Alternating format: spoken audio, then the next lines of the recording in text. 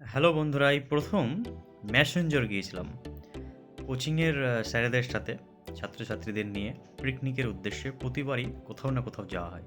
এই প্রথম ম্যাসেঞ্জারে গিয়ে এই পাহাড়ে চেপে গিয়েছিলাম।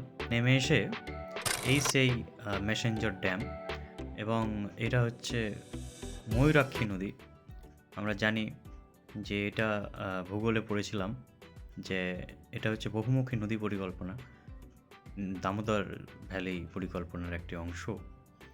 তো এখান থেকে যে দৃশ্যটা মনে হচ্ছে সমুদ্র, তাই না?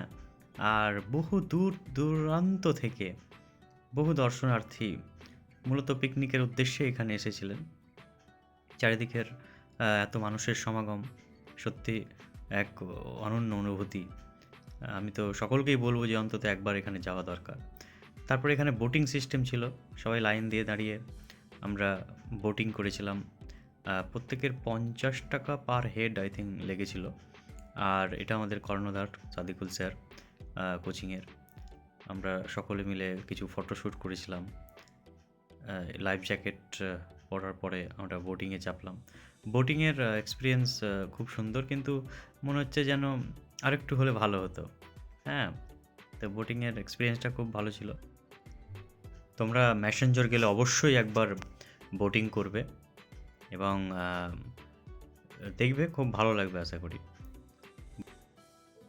বোট থেকে চারিদিকের উঁচু উঁচু পাহাড়ের যে দৃশ্য, সেটাও খুব সুন্দর লাগছিল।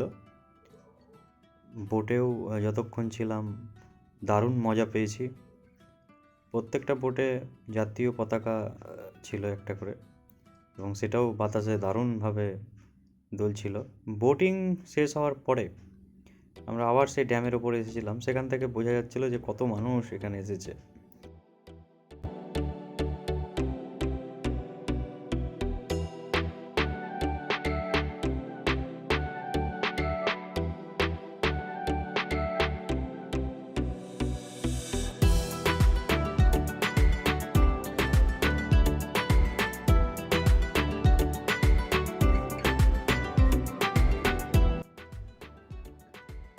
ড্যামের আরেকটা সাইডে ছবি তোলার ব্যবস্থা ছিল, 10 টাকা করে দিয়ে এখানে ছবি ওরা সঙ্গে সঙ্গে আবার বের করে দেবে, সেই রকম ব্যবস্থাও ছিল।